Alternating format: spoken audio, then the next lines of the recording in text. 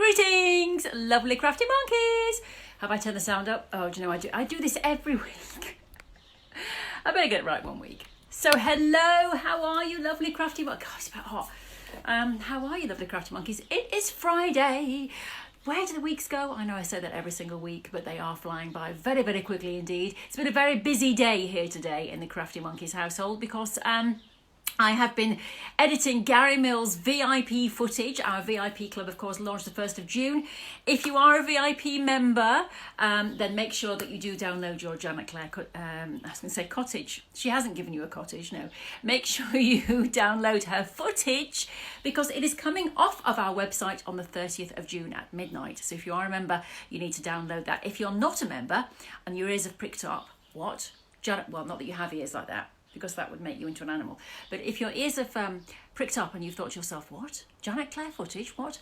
£14.99 for over 2 hours of footage. And there is a Zoom webinar thing that happened the other night with her as well. And that's up there to be downloaded, where she gives you even further advice on the projects that she is making. And she's talking about the design process, the creative process. It is part of our VIP club. It is on our website, CraftyMonkies.com. Just go to the VIP section and then you can join, and you can be an annual member. You could be a monthly member. You could join for 1 month if you want to. Totally up to you. But you get downloadable content every month delivered, and it's all fabulous. It's a deep dive into the creative process. Judith Hollis is next month talking about sustainable fabrics and denim and using denim, and she's making this amazing messenger bag. And as I say, Gary Mills is next up after that with his textile art. And I guarantee at the end of watching Gary's footage, you will be able to make a piece of textile art. I've just watched 3 hours of it today. And even I feel like at the end, yeah, I could go make a seascape. I can do that. I might try that this weekend. Try something new. Anyway, how are you? This is the time on a Friday where we bring on a lovely guest and we have a chat. Now today, I'm going to be talking to Ms. Sarah Payne, and she is going to be talking about the process of writing a book. I know that you've heard Sarah talk before, but not about her books and not what it's like to work on a book and how long it takes and the process. So we're going to be talking about that in just a second. Are there any more important messages for you? I don't think so. If there are, I will tell you. Just to say as well, before I bring Sarah on, that this is our last Instagram Live. Oh, don't be sad. You know why? Because from next Friday, and we're interviewing Pat Sloan,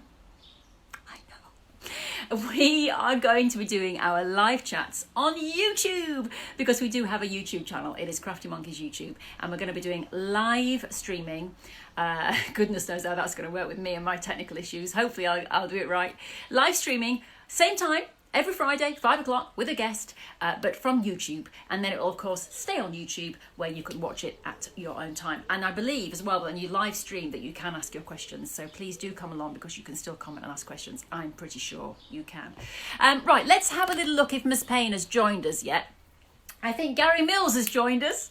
Hello, Gaza. As I was saying, just been watching his footage. Absolutely amazing. Amazing. Sarah Payne has joined. I'll wave. And then says Payne, are you going to come in? Oh, she's asked to request. She's requested. View the request. Go live. Live. I've got the window open, so if you see my hair blowing, it's not. I'm not doing a J-Lo. I haven't got my own wind machine. It's a bit of a draft from the. Hello, Miss Payne. Hello, darling. What can I hear in the background? Are you printing? Maybe. I was just going, oh, I forgot the flat plan. The flat plan is coming out the printer right now. Okay. It's fine. We're not there yet. We're not there yet. So, yes, that's what you can hear. Okay. Good. Anyway, hello, lovely Sarah Payne. How are you? I'm good, thank you, darling. How are you? Yes, very well. It's a bit, is it a bit muggy where you are, which, of course, is only about 12 miles down the road from me, but probably is. Yeah, it is. I thought it was just me, but I am feeling, I have been... So I put the fan on. I put the fan on in here, but it keeps blowing. I've got this new ring, and the fan keeps making it go like my camera go like that. So I've had to turn the fan off, and now I'm all hot and bothered. I know. Well, I've just been getting ready because you know me. I'm always late. Really? Yeah, no, I know. Sarah had messaged me and said I'm ready, and I thought, well, good for you. I do try. I do try, says. I do try. You Yes, do, you do. I've got the window open and here I am. So lovely Sarah Payne. Of course, many of our regular monkeys will have... I've got an echo on there. Can you hear that? No, I can't hear an echo. I can... Is it coming through your... It might be coming through my hearing aid. Hold on. Okay. Let's... Can I hear you now, Sarah? Can you hear? I can hear you. Can you hear? Yes, perfect. There's no echo and I can hear you. That's lovely. Yeah, sorry, it's coming through my hearing aid. No, don't worry. I just thought if anybody's listening, they're going to go, oh, not only am I having to listen to that woman once, but twice now. I mean, me, not you. They want to listen to you. Nobody wants to listen to me. So listen, lovely Sarah, we've had you on here before on our regular 5 chats, but the one thing we haven't ever really talked about is, I mean, we've mentioned your book, but not the process of making a book. And I thought it'd be quite interesting for people who are watching, because what we're trying to do now is talk to people about all sorts of different things to do with sewing, you know, the process, but also, you know, the kind of creative influences, etc. And I thought, you know, in terms of, making a book, how does that happen? Let's go back to the beginning with you, Sarah, because of course I know when you were having a chat with someone in the green room of the telly job, and, you know, I think weren't you sort of saying, oh, I wish I could do a book, and someone said, we'll do it. We'll just do it. Yes. Yeah, it was a bit like that. I had a 5-year plan. And one of the things in that 5-year plan was to write a book. And I had a vague idea of what I wanted to do. But I didn't know how to get started. And lots of people do it in different ways. And basically what happened was I was in the green room and I was talking to a couple of people and we were talking about plans, and I said I'd really like to do a book. I feel that I've got at least a couple of books in me, and I really enjoy teaching people and I really enjoy that process as well. So a book seemed like the perfect thing, but I didn't really know where to start. And I was having a conversation with someone in the green room, and I can't even remember who it was, and they said, well, have you actually told anyone that you want to write a book? Yeah. And I went, actually, no, I haven't. Yeah. But you know, this is the thing, Sarah, isn't it, that we have these things, and sometimes we sit there and go, oh, why can't I? And it's like, well, because you haven't actually started the process. You just got to start, haven't you? Yeah. Exactly. And a couple of days later, I went to America. I was going to Creativation in Phoenix. Yeah. And I was doing some demonstrating there, and I went on a seminar about, it was about sort of goal setting and things like that. And they said one of the first things you need to do is, it's no good just setting goals and keeping them in your head. And I thought, that's exactly what somebody said to me about a week ago. And they said the first step is actually to tell. It's no good just telling the universe. Yeah. Sitting in your room going, I really want to write a book. Yeah. You actually, you know, you have to make that first step. And I've heard since quite a lot of people go and find themselves a literary agent and things like that. And I didn't take that route, because literary agents are great if you're writing a novel, but they can be quite difficult to get to if you're doing craft books, because they're not sort of quite so renowned. So while I was sitting in my hotel room in Phoenix, I started writing down, because I had in my head what I wanted to do, and I started to write down, and they said what you need is an elevator pitch. So it's 30 seconds. Imagine you've got to pitch your idea to somebody in 30 seconds, because that's how long you've got in an elevator. So I started to put all my ideas. Sorry? That's like in Working Girl, when do you remember when Harrison Ford is standing with Melanie Griffith and she has to pitch the idea? I think, doesn't he say to her, at the end, tell me how you came up with the idea, because no one believes her, so she does. And then Yeah. the elevator, and by the time he gets out the elevator, oh, I better not give away the end. I won't give away the end.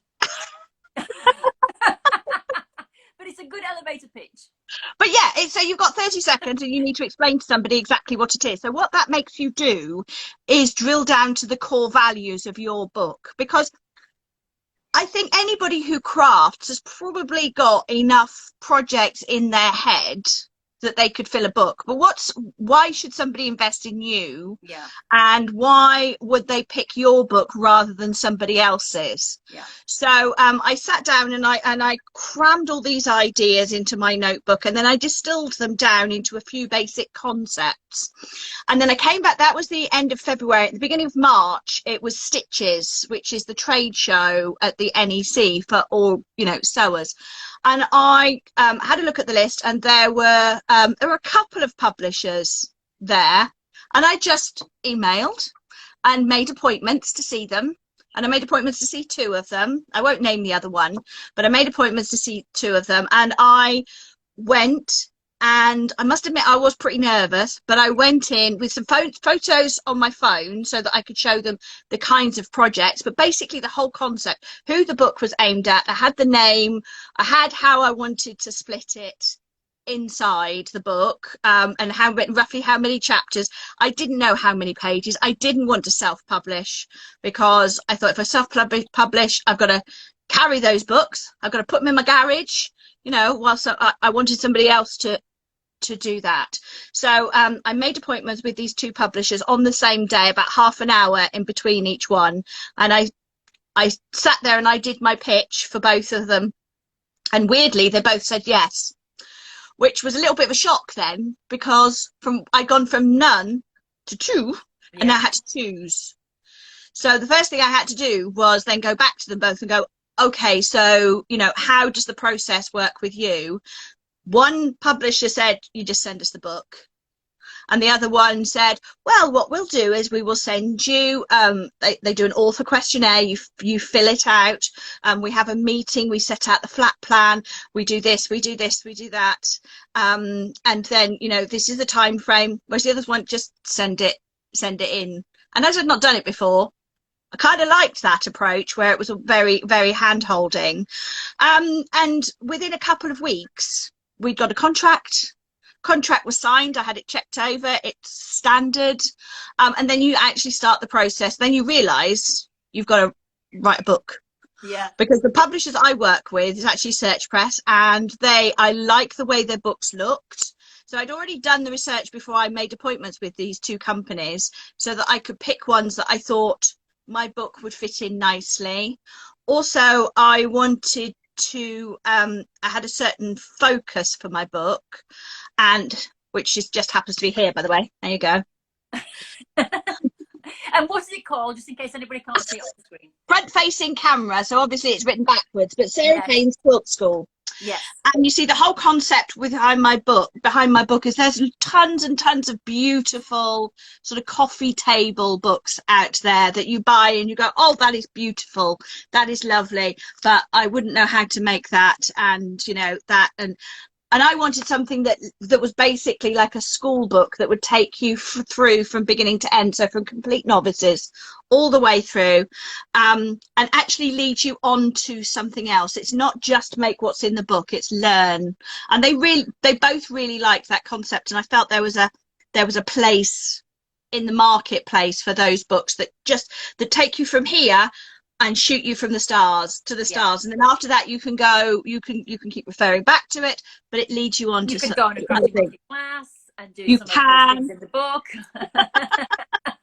So once we've got the contract, and the way beyond that point, obviously I'm talking from my perspective with my particular publishers, but then you get a small advance when you sign the contract, and then you get another small advance when you hand the book over, and then you get a third small advance when the book is completed, and then after that it's royalties, and they take those advances off. But that means if you've got to buy fabric for your book, you know, you've got that in it.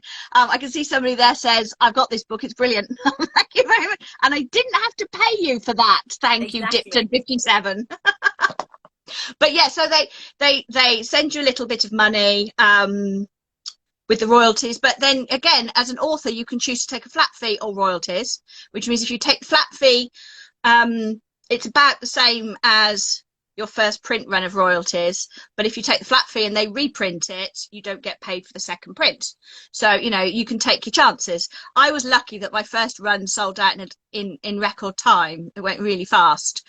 And they were ordering a reprint within about, I think it was 4 or 5 weeks of launch, and I chose the royalties. Yeah. Phew, because I think we're on our 3rd reprint now. Yes, or we're waiting for the 3rd reprint or something like that. So, you know, that's good news. But the process from that is, so first of all, I started off consolidating my ideas. I knew how I wanted the chapters to work, but I hadn't made a book full of projects, because you don't need to at that point.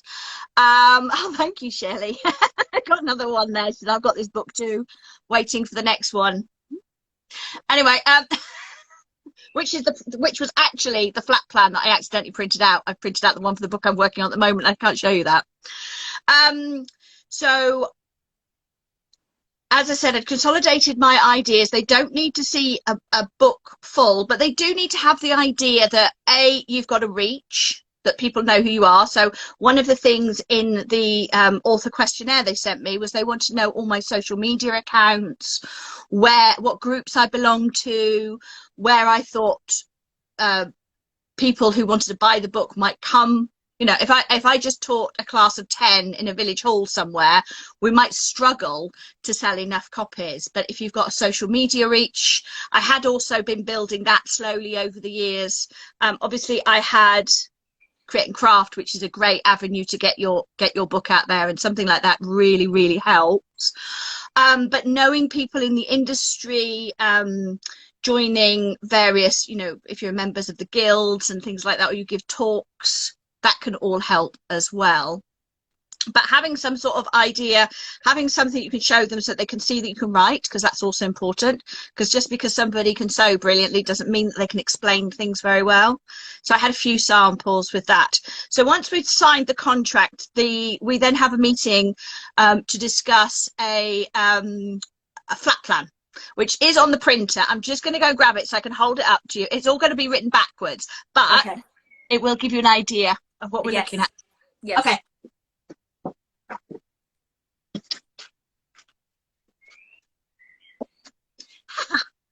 So then you're assigned an editor, who is the person you're going to work with throughout the book. And my editor, she's a lovely girl named Lindsay. Well, she's not a girl. She's a lovely lady named Lindsay. And we work very closely, and we start off with a flat plan. And actually, this is what a flat plan looks like. This is the one for the first book. And it's got all the pages. And we sat down and we worked out exactly what was going to go on every page.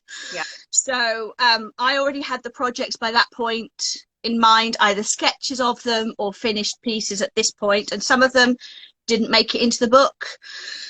I think there's 15 in the book, and I think I had 24, and some of them we changed as we were talking, and there would be sort of, you know, project.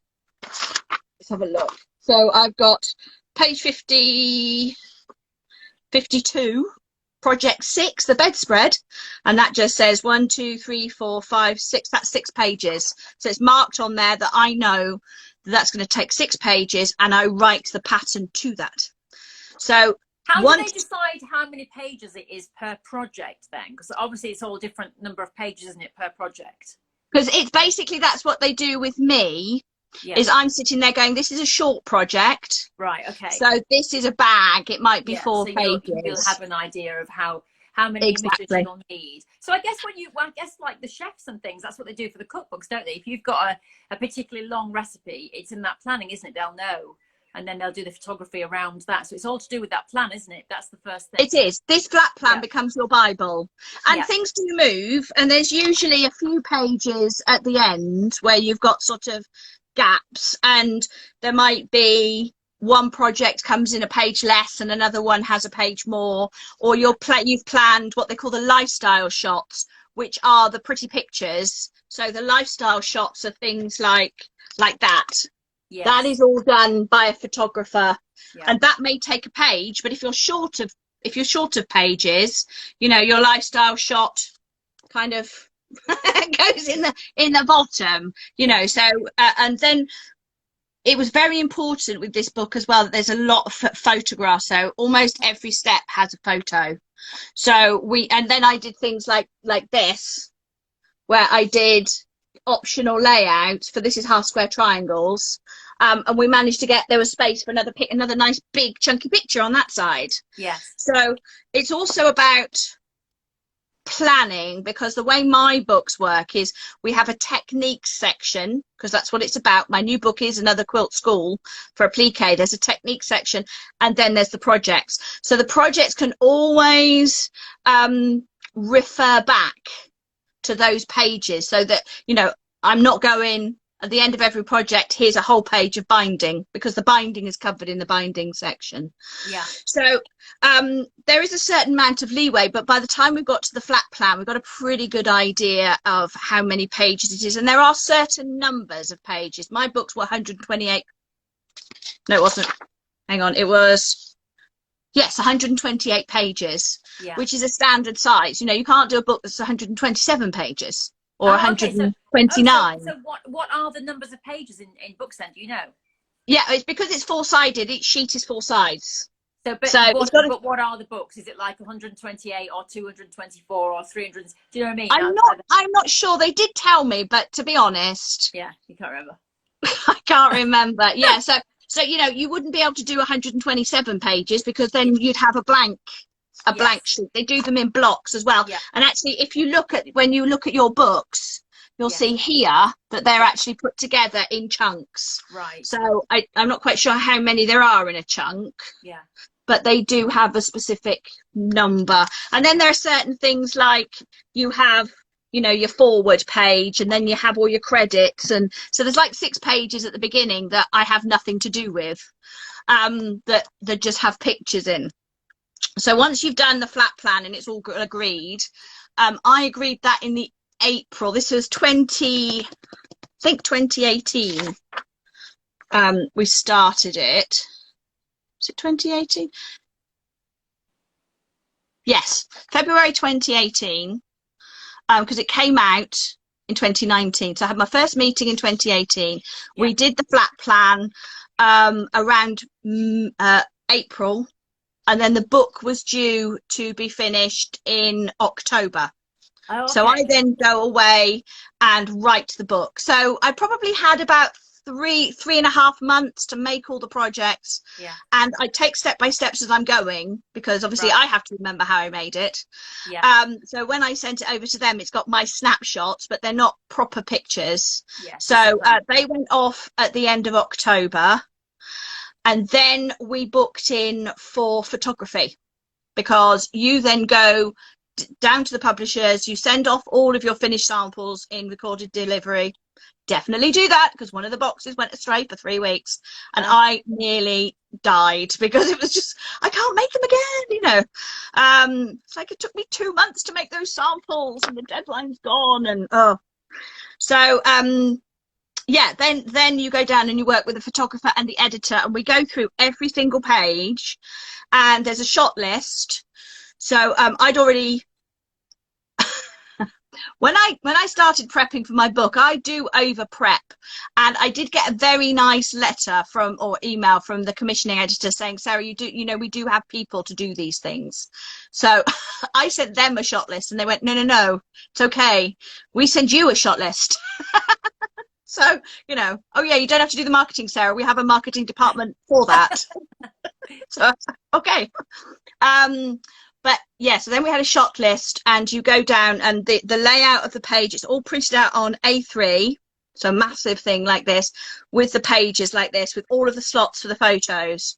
And you might take 20 shots to get the one picture. And the first book, it took 5 days, full days to photograph them. The new book, we've done 7 days already, and we've still got 2 days left. So this will be the 3rd time I've been down for photography for it, because there's a lot more step by steps in the new one. But yeah, it's all lights. So when you're doing that photography then, Sarah, and you're doing the step by steps, do you make it as you're going along and they're taking photographs, or do you take bits and go, right, this is the next step by step, and then I've brought another bit, and this is the next step by step. How does it work? It's in the bit in the middle because first of all, everything's already made before then, so the lifestyle shots are all taken, so everything's finished. So you have to buy extra of things so that you can make them again for the step by steps. So something like the reason it takes so long is, well, there's a bag in here, this bag. Yeah. I had to take the whole thing apart on the first night so that we could make it again to photograph it on the second day. Yeah. And then I had to make some more of it overnight because I just didn't have enough of the fabric. Yeah. These are the ones, you know, shots like this, yeah, you've actually got the extra fabric. So for this second book, I knew that I had to buy 3 times what I needed, because these step by steps, I mean, you can't kind of fudge these. These are the step by steps for the bag. Yeah. You can't.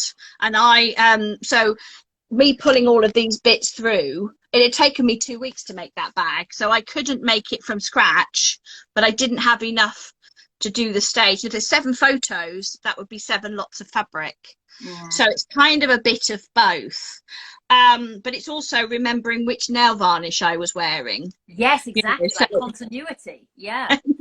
Yes, and there's lots of, you know, you're cutting, so there's sometimes where I'm just looking at thinking the waste, because you're just trying to, you know, it says cut 10 squares, so you've cut 10 squares, you've sewn them all together, but you've got to cut another 10 squares for the picture.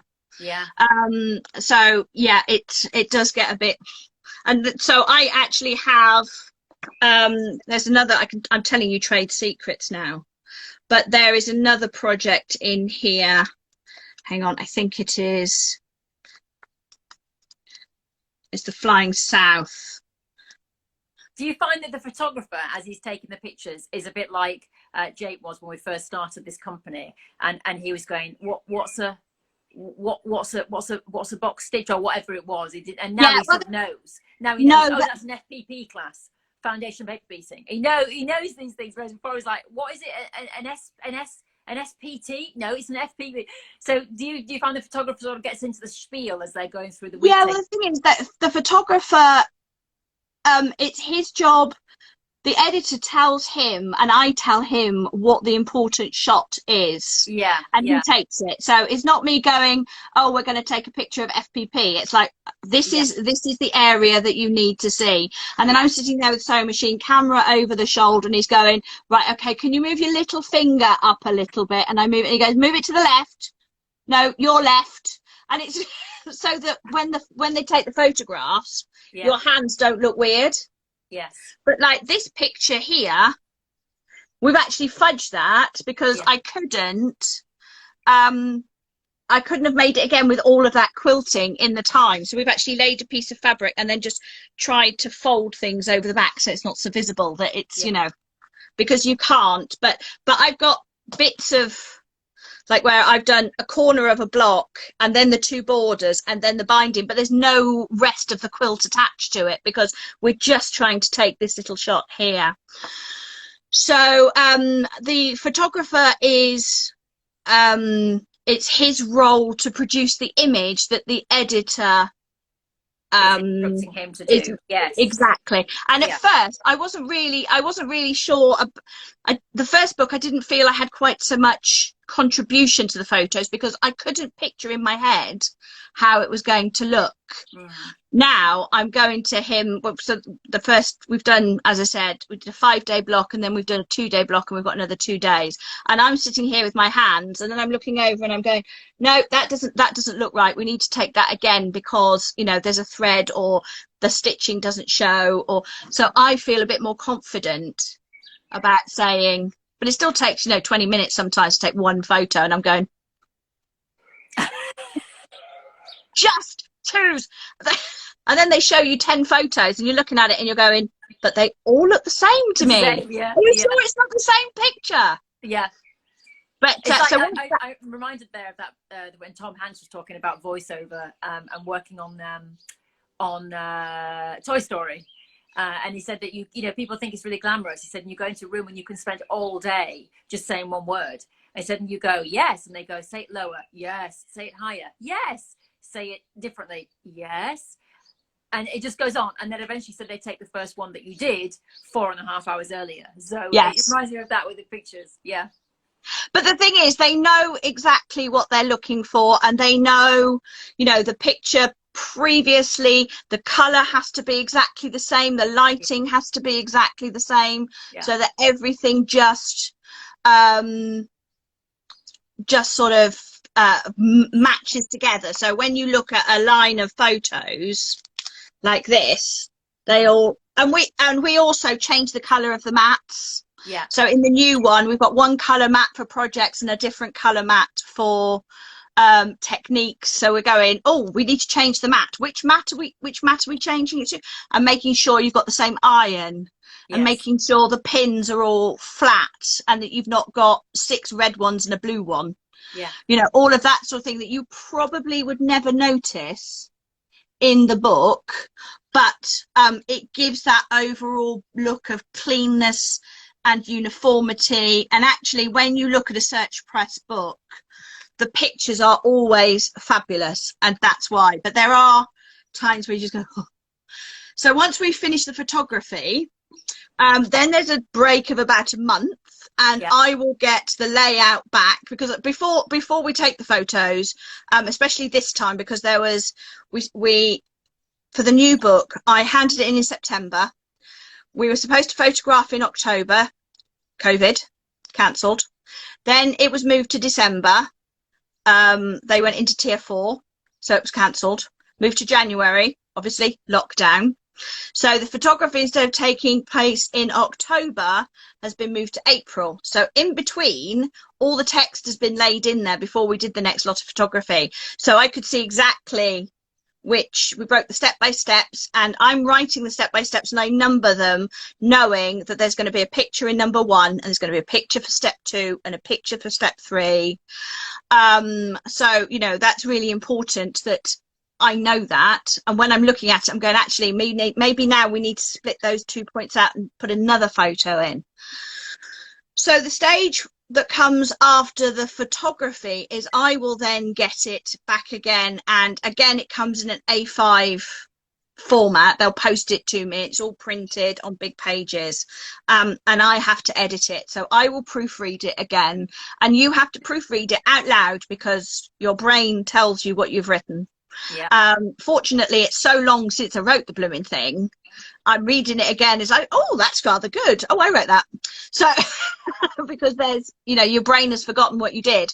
But at the same time, there is another editor reading it. So somebody else is proofreading it for grammar and for, you know, full stops, and, you know, they've got somebody who does that, and there's also somebody who proofreads it for content, and they will come back with questions, and you will answer those questions, and then they will put those changes in, and then it comes back to me, and I will read it again, and then they will ask me to confirm all of the maths, because I learnt that the first time. For the second book, I have written down all of the maths that I was doing as I was doing the project, because they check 3 or 4 times whether the fabric requirements are right. So they will come back to me and they say, okay, it says here you need 19 3/4 inches of 2 outer fabrics, is that right? And you go, sorry. So it's a matter of going back, and sometimes it's a matter of getting bits of paper out and working it out again. But now I have a notebook where I've drawn all of the diagrams, and I've gone, you can get 6 of these out of a fat quarter, and you can get 3 of those out of a different fat quarter. So I'm ready this time. And then once all that happens, it comes backwards and forwards a few times, and then it's eventually signed off. So the last few weeks are a bit hectic. It's literally coming backwards and forwards almost on a daily basis. I'm getting emails of them. I ended up with a wodge like that of printed out copies of my book with my scrawls all over them. And then finally we sign that off, and it goes off to be printed. And the process of printing itself takes 5 months. Oh, wow. So So where are we now then in terms of when you your initial idea. Yes. Then a couple of months later, you went to the stitchers. Yes. Then you talked, met, wrote, photographed, backwards, forwards, planning, da, da, da, da, da. So then it's printed. How long is that process? Yeah. So from our first meeting was a year and a month. Wow. To the book being finished. Yeah. So it went off at the end of March 2019. Yeah. And it was supposed to be out for Festival of Quilts. Yeah. Which was the 1st of August that year. Unfortunately, due to things beyond our control at the time, we didn't know how much worse it was going to get. But 2019, it was delayed. Yeah. So for Festival of Quilts, it was supposed to be out 1st of August, and they said it's going to be the 1st of September. But I'd already signed up for Festival of Quilts and said, I'm teaching for my new book that's launching here. Ha You know, and I'd arranged to do a book signing, which was hence why I get a email saying, you know, we do have a marketing department, Sarah. You don't actually have to go and do all of this yourself. I was like, really? So they actually flew me 44 copies, which is a box size. They said they flew over 44 copies so that I could actually launch it there and sell it and launch it at Festival of Quilts and do a signing. Yeah. But the book itself didn't come out to the 1st of September. Yeah. So it was a good 18 months from original concept and a year from handing my text and projects over to them to actually first opening that box and seeing all those books inside there, which must have been a tearful moment. Well, that was what I was going to say. So what was the first time you saw the book in that box of books that was flown over for you at the Festival of Quilts? It came to my house. Yeah. They sent me the 2 boxes, which, I opened the box and there were 22 books just looking at me. Amazing. And also I dedicated the book to my dad. Yeah. And he actually passed away. I was writing it. I was actually physically writing some of the text in the hospice. Yeah. So he never got to see the book. So it was very tightly wound for me, very emotionally. Yeah. And I think I handed it in 2 days after the funeral or something like that. It sort of kept me focused. So when I opened it, all of that feeling, not only have you spent years dreaming about it and thinking about it, and part of me sort of thought, if I got as my dad would say, if I got my arse in gear sooner, he might actually have got to have seen it. Yeah. You know, if I had gone and had these meetings when I first thought about it, instead of just thinking, well, you know, somebody's bound to come and ask me at some point. You know, I work on the telly. Of course somebody's going to ask me. No, they're not. No. You've got to decide what you want to do, and then go out and tell somebody that you want to do it. It's the same with designing my own fabric, because that happened that same year, because again, I hadn't told anyone I wanted to design fabric. So the fabric company I worked for, when I did say that, they went, well, we did wonder, because you never mentioned it. We just thought you didn't want to do it. I was like, exactly. I think we automatically assume, don't we, that people, know what we want to do, and they don't. They don't. They don't. And if you want, yes, because you're always saying to me, Sarah, I'll say, oh, I'd really like to work with so and so, and then you go, well, have you emailed them? And I go, oh no, because they're huge, and you go, well, why not email them? And that has happened, and there is one person who I am in discussions with, and you just go, how has that happened? Oh, it's because I emailed them. So that's what you have to do. You have to, if you have a plan and a goal, just reach out and try it, because you lose nothing. Nothing. And actually, I spent years waiting for somebody to come and knock on my door and go, and that is not the way it works. Now, mine isn't the only route. I mean, I know a couple of other authors who've gone through the literary agent route, and I don't know, perhaps they get paid more than I do. Perhaps an agent gets them more money. Who knows? But it wasn't about that for me, because you're never going to be rich writing craft books. No. You can, unless you put a bit of a Harry Potter slant on them, Sarah. Exactly. So magically, your quilt will appear. So to be fair, when my book launched, I did end up number 51 in all books on Amazon. So I was between Ian Patterson and, I've forgotten his name, Jeffrey Archer. Okay. So That's a very interesting combination. It's a very yes, interesting that's the Sarah party I'm not sure I'd want to go to. But I did, my book actually got up there. It got to #1 in patchwork and quilting, and it got to 50 on launch day, because a lot of people, they launched it on Create and Craft, and as you know, we sold thousands of copies in that first hour, and it was Search Press's fastest ever selling book. And I think they sold out of the first run in literally a couple of weeks. Yeah. And we went to America in October. It launched in September, and I did my book tour in America at the end of October, and they'd already had to order another print run of another 5,000 books because the first 5,000 had gone. But even then, it's not a huge amount of money. But what it does do is, when you've got a book, Dixon says you're way better than Archer. Thank you very much. He's way richer. He certainly is. But what you're doing with that is, you've then got, you know, a place in the marketplace. It's like a business card. So much has happened off the back of this book. I mean, I won an award for it, British Sewing Awards last year. I got to do a book tour in America, in an RV for a month, traveling around. Which you pranged. Twice. I pranged both sides. Well, you may as well level it up. I mean, if you're gonna damage it, you may as well damage it the other side. Yeah, it cost me $1,500. Okay, maybe when we got back, because I'd scuffed both sides. Yeah. And one side, I still don't know what we hit. I didn't see it, but I hope it's alive. Oh no, it was. We think it was a basket hanging from a building, like a hanging basket. I think it clipped it as I went past. But you know, they're quite big, those RVs. And we did brought down the wall. There's probably a restaurant now with half a wall missing. Crazy person ran into them with a boss. Yeah, I managed to scuff both sides, and I got pulled over for speeding as well by a very nice policeman. Did you start speaking like that? And hope yes. Gave you a little nod, nothing else. And then he said, because we had, it was with I think it's Cruise America. So, you know, you have a big thing on the side with like pictures of scenery, and it's obvious you're a tourist. Yeah. It really is. And he said so, and he came, and there was myself and Deborah, and I'm just going, please don't shoot me, please don't shoot me. Because and that's what people kept saying to us. They're going, 2 girls on your own, are you sure this is a good idea? You know, don't get shot. And I'm going, please don't shoot me, please don't shoot.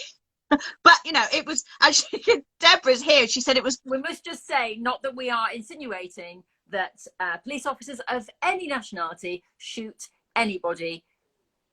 No, he was adorable though. The thing was, he was adorable. He was really sweet. Deborah says it was a concrete planter I hit. She was on that side, she could have seen. But yeah, he came up, and it was quite obvious. And as soon as I opened my mouth, you know, it was obvious. And he said, are you on vacation? And it was like, have you seen the size of the bus? So we had a chat, and he was very nice. And I said, oh yes, I'm doing my book. And he was like, oh, my mummy quilter. English quilty lady. Hello. Yes. Hello, Mr. Police Officer. I was like, hello, how can I help you, officer? And then I said something to him about, jokingly, I said, my friends are never going to believe this when I get back home. And he said, if you like, you can step out of the cab and lie on the floor, and I can hold you at gunpoint, and your friend can take a picture. And I went, it's fine. Only in America. Really? It's fine. It's fine. He was quite ditchy. I thought, yeah, I don't think people will find that even remotely amusing. You know what you should have said to him was, could you please come into the van and sit with a sewing machine, and you know, we'll take a picture of that. That would have been funnier. I was kind of, because he said, I'm going to let you off with a warning, and I was like, that's okay, but what does that mean? I'm not allowed to leave the country? What does that mean? A warning? He went, no, I'm just telling you, don't do it again. I was like, oh, okay. I don't know. Can I come back? I was like, I've seen the A-Team. I know what happens with small town police departments. You know, I don't want to have to build a cannon out of a cabbage peeling machine. You know, I used to love the A-Team. They always do stuff like that. There is the title, because this will be going onto our YouTube channel now. There is the title. I don't want to build a cannon out of a cabbage Slicing machine. They made like a tank out of a harvesting for a cabbage harvesting thing, and it shot cabbages out the front. I'm obviously, yeah. I'm just suddenly thinking, pretty sure they did. But that was the A-Team. That was the 80s. Anything was possible in the 80s. But no, all of that came from the book. And all of those opportunities came from the book. And all of that stemmed from realizing that I couldn't just wait for the universe to give me, you know, what I wanted to do. I had to, you can't just sit there and go, I really want to do this. You can sit in your room as much as you like and tell your room, but until you actually tell somebody who can help you or make those appointments. And I was quite prepared as well with that first meeting with both of those publishers. I thought, right, I'm going to start at the top. I'm going to start with the two biggest, and then I'm going to work my way down until someone says yes, and I'm ready for rejection. So actually having them both say yes kind of freaked me out a little bit, because then I thought, now I have to choose, whereas otherwise it's the universe chooses. Yeah, and we don't want that. And we don't. No, it's not. The thing is, it's not about, you don't have to have, you know, the whole thing written. You can go in there if you've got a, you know, you've got a concept, you've got 30 seconds to explain what you want to do and who you are, which means sitting down and actually consolidating that into, you know, when people say, what do you do? There's quite a long line, because I do lots of things. You know, I'm an author, fabric designer, teacher, TV demonstrator. Condense it, because that's it. You've got to go, these people who work in publishing, they don't really care how much you love your craft. What they care about is it going to make a good book, and are other people going to be interested in it? Because, you know, if it's a book about how I paint pictures of my dogs, unless they know your dogs, but if it's how you paint pictures of your dogs, then it's open to everyone who loves dogs. Yeah, and I think that is I've got to go in a minute, so I'm teaching. I could talk about this for another hour, but I think, you know, that's the interesting thing as well, because I was just editing the videos for Gary's content for his VIP month in August, and it was really interesting because Gary had put it all into titles for me and into sections for me. But I found when I was watching it, I thought if I was the viewer,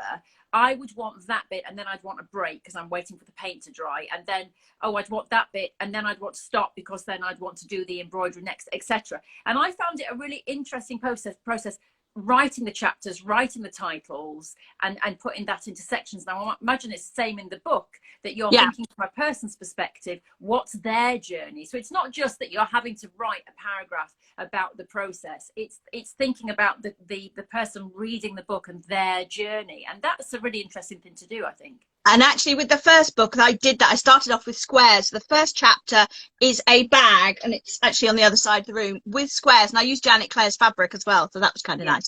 But it was just squares, and it's making a bag. So it's that first step. It's each project you were doing something different. You were starting off. So the first one is about pressing your seams. There are books that do this, that specialize, that take you, you know, like Kay Fassett with those beautiful fabrics. Those I think of as coffee table books that you look at and you go, my goodness, that's amazing. But unless you've got his fabrics, it's never going to look like that. With mine, it's this is a skill. You make a bag, you're learning these particular skills. I do my hampers, and my hampers that go out every quarter, each one, there's a focus of a particular skill or a particular technique, and that's what I'm doing through my books. We started off with squares, and we did a load of things with squares, and we did different squares and moved them around, and rectangles and things. Then we went on to triangles, because that's a little bit trickier, and then we went on to curves, and then there was a section at the end about quilting. So each one I said, you know, I quilted it like this and I bound it like this. And then you could look at the chapter at the end, and they would all be in there, all because also, you know, you might do the quilt from the first chapter and I've bound it one way, but you think, actually, I like the binding on the second one. So it's about, mine is about teaching you skills that feeds you on into your, it's not just making that finished project, it's a journey. Yeah. Mm. Well, let's have a quick look at the comments, Sarah, and then I'll have to end it because I've got to go and let Nicholas ball in to talk about to teach. I'm right, on a class tomorrow. Yeah. Oh, yes, you're on the class with Jenny tomorrow. I am. Okay, so we've got Ruthie Baby is watching. Hello, darling. Patchwork Mummy, Kerry Berry, Gavin, Bricklayer, Gary's saying hello to everybody. You got people just watching. Trudy. Hey, Trudy. Betsy Ball from the US. Hey, Betsy. I know she's one of our VIP members. I saw her today. Hi, girls, says Dipton57. Hello. Yep, she was the one that said she had this book. Viv Smith, really. Shelley said, I got this book. It's excellent. Thank you, Sarah. Waiting for the next one. Can't imagine anyone not knowing you. Laugh out loud, says Dipton. Julianne says, fantastic book. So looking forward to your next one. Do not let me be in the video. Haha. I'm not sure what that means, Tassie, but I won't put you in the video. Who else have we got here? We've got Dipster, you should have had a hand in. That would be nice, wouldn't it? Oh, and Dipton says she can hardly hear me. Oh, well, I hope that wasn't the whole way through. And who else have we got? Guy in London. I want someone to pour me a glass of wine and cook me dinner. That's what Guy wants. Hey, I don't mind. I quite like that as well. You needed your rulers, says Dipton. Yes, you have a range of rulers, don't you, Sarah? And yes, it was concrete planters caught when cutting the corner. That's what Debbie said, because she was with you in the truck. So she knows. Betsy said, I mean this in the best way where you girls are crazy. We are absolutely crazy. And the book is fabulous. And Shelley says hello from London. Right, listen, I've got to go. I've got 7 minutes. So quick 5 questions, Sarah. When is your next book out? Any ideas? It's been delayed again, so it's going to be 2022 now, because we can't get the photography finished because of restrictions. So hopefully that will be finished by the end of July now, which was actually when it was supposed to come out. So okay. We're nowhere near. Okay. But yeah, and there's nothing that can be done. And the second thing is, do you remember the date of your next class with us? You are doing flying geese. I am, which is, I want to say, the 17th of July. Okay. So I have actually been using the speedy techniques today that we did for the half square triangles, which was 2 weeks ago. Because is that available to purchase, that one? Yes, the half square triangles is in our shop at the moment on the website CraftyMonkies.com. Go to the shop, you can get the half square triangles, and then the class that sort of, it doesn't tie in with it. We did a double whammy deal because it was speedy triangles, speedy geese, but you can do the geese just by itself as a standalone class. So that is coming up. We think it's the 17th of July. Have a look at the website CraftyMonkies.com, and Sarah will be teaching that class in a couple of weeks using the speedy techniques. It's people really enjoyed the half square triangles. I mean, at the end. And then there's a new one that's going up because I've sent you all the stuff today for the hand quilting. Oh, fantastic. Yes, Brian, who was asking about that today, she was saying, when is that hand quilting class coming? I believe that is the 4th of September. Yes, the deadline is actually tomorrow, I think, and you've got it early. I have. That's why you're not ready, because you're not ready for me, are you? No. The 10 a.m. till 1 p.m. on the 4th of September. I know that much. That's when the hand quilting is. More classes to come on the website. Do subscribe. Go to the website, and then there'll be a ping box that will come up. Put your email address in, and then we send out the newsletter every single week to you with a list of classes and a list of videos and anything else that's going on. As I say, from next Friday, these chats will be on YouTube. I know that you can subscribe to our channel. It is Crafty Monkeys, one word, and you can tick the bell, and then what happens is you will get an alert on your phone. If you put YouTube on your phone, it will come up saying Rachel is going live. And as I say, Pat Sloan is our first interviewee next week on YouTube. So that's where we will be from now on. So I do hope that our Instagrammers will join us. Yes, it'll look almost very much the same. It's just a different app. And we're going to have loads of free content coming on YouTube in the coming months, and loads more interviews. And it's going to be our own Crafty Monkey TV channel. Hopefully going to get some little free demonstrations up there as well, some live demonstrations with our guests and all sorts of things. It's all being planned at the moment, and it's all coming. So it's going to be a fun place to hang out. So please do go to YouTube and subscribe, Crafty Monkeys. Right, my darling Sarah, thank you so much. I've really got to go. Nicholas is going to be, he's at the door right now going, let me in. So Thank you to Instagram people for watching. Thank you to you, lovely Sarah. It's been fascinating. Could have talked for another hour. And I'll see you tomorrow, Sarah, on the Rosa. You will. 4 o'clock. One place left. 4 o'clock might be one place left on that, so have a look. That's a lovely Jenny from Clover and Jenny Pickett from Clover and Violet, an American lady, is teaching that tomorrow with us. Yeah, in my the fabrics are all afternoon. cut and my zips are ready. They're all just there, yeah. all good to go. But our Nicholas classes are all sold out. Yeah, lovely. All right, my darling. Everybody have the rest of a good weekend, and I'll see you next time. Ta-ra! Bye.